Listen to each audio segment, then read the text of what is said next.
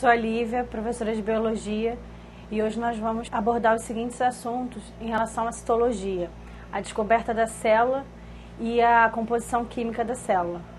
Ao final desta aula, será importante vocês entenderem os seguintes conceitos: a descoberta das células, a microscopia e suas funções, a teoria celular e suas principais características, do que compõem as células, os constituintes orgânicos e inorgânicos, ressaltando suas características e funções. Bom, o que seria a citologia? É a parte da biologia que estuda a célula. O que seria uma célula? Célula é uma unidade morfológica e funcional de todos os seres vivos. O grande marco da descoberta da célula foi a observação feita por Robert Hooke da célula utilizando fragmentos de cortiça. Bom, graças ao microscópio, um instrumento capaz de ampliar a imagem de um objeto em milhares de vezes, que será importante ao estudo da célula. Os grandes nomes do mundo microscópio foram Zacharias Janssen, Leeuwen Hooke e Robert Hooke. O Zacharias Janssen, ele foi o fabricante de lentes, mas ele não criou propriamente um instrumento, o microscópio.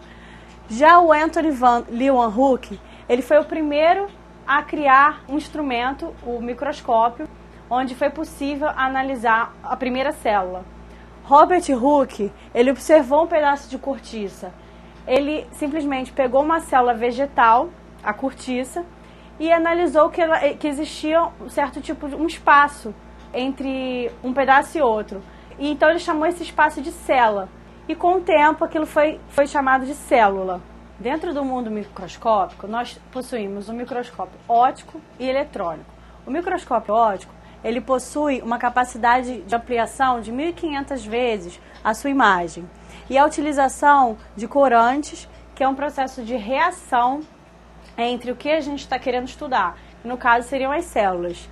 Os fixadores, que sempre à base de álcool e formóis, que seria para garantir a estrutura da célula. Já o microscópio eletrônico, ele possui uma capacidade de 200.000 a 400.000 vezes a ampliação da imagem.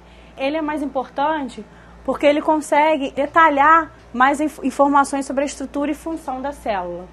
Agora nós vamos abordar a teoria celular. A teoria celular foi proposta por Scheider e Theodor Schwann, que dizia o quê? Que todos os seres vivos são formados por células. As células são unidades fisiológicas da vida e toda célula se origina de uma célula pré-existente. Agora que acabamos de ver os principais conceitos sobre a descoberta da célula, vamos responder a seguinte questão, trazida pela Universidade Federal de Minas Gerais. Qual foi a estrutura celular observada por Robert Hooke? Bom, Robert Hooke, ele analisou o quê? Uma célula vegetal que possui parede celular, mas composta de células mortas, que era através da cortiça. Agora a gente vai abordar o tema de citologia sobre a composição química da célula, da matéria viva, né? Bom, os principais átomos que compõem a matéria viva seriam carbono, hidrogênio, oxigênio, nitrogênio, fósforo e enxofre. As principais moléculas: possuímos 70 a 80% de água, 10 a 15% de proteínas, 2 a 3% de lipídios, 1% de glicídio, 1% de ácidos nucleicos e 1% de sais minerais. A composição química da célula é altamente complexa. A gente pode encontrar tanto o constituinte químico inorgânico quanto o constituinte químico orgânico.